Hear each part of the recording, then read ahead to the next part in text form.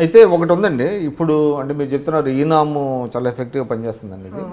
So ఇక్కడ అంటే వ్యవసాయానికి సంబంధించి ఇటీవల మీ పార్టీ ఒక విధానాన్ని తీసుకోబోతుంది. అంటే మీరు ఏదైతే చెప్తున్నారో కనీస గిట్టుబాటు ధరని రాష్ట్రాలకు వదిలిపెట్టేయాలి కేంద్రం నుంచి అనేటువంటిది ఒకటి వస్తుంది. దానివల్ల ఉపయోగం ఉంటుందంటారా?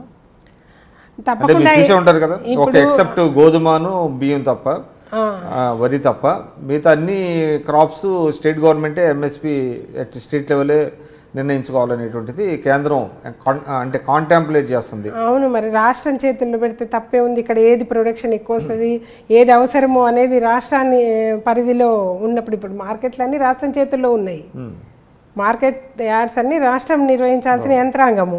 అట్లాంటప్పుడు కేంద్రం నిర్ణయించి వీళ్ళు కొనక ఇవాళ కందులకు ఒక మద్దతు ధర కొనండి అని చెప్పిండ్రు. మరి ఫండ్స్ మీరు ఇస్తే కదా మేము కొనేదని వీళ్ళు అంటున్నారు.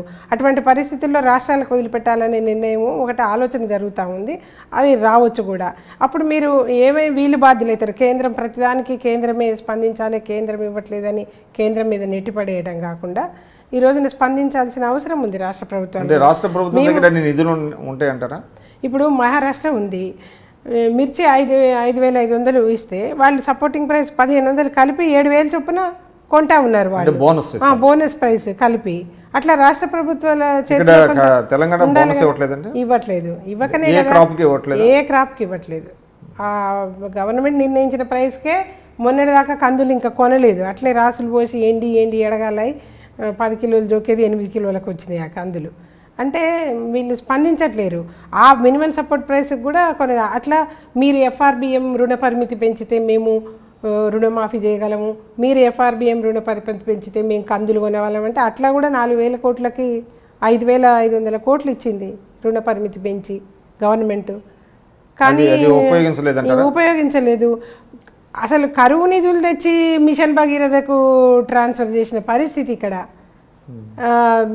ఇన్పుట్ సబ్సిడీ ఇవ్వాల్సింది రైతులకి. కరువు ఎప్పుడు 2 ఏళ్ల క్రితం 800 కోట్లు కేంద్రం ఇస్తే ఇన్పుట్ సబ్సిడీ కోసము, అవి ఆ రోజున మిషన్ భగీరథకు తొలి విడతగా అవి ట్రాన్స్ఫర్ వాడేశారు.